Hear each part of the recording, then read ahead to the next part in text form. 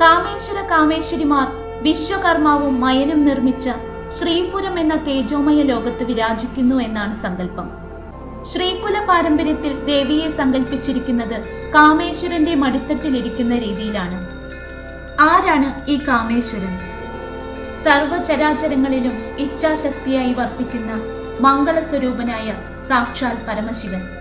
കാമമെന്നാൽ ഇവിടെ ലൗകികമായ ആഗ്രഹങ്ങളല്ല, മറിച്ച് പ്രപഞ്ചത്തെ സൃഷ്ടിക്കുവാനുള്ള ശുദ്ധമായ ഇച്ഛ എന്നാണ് അർത്ഥം.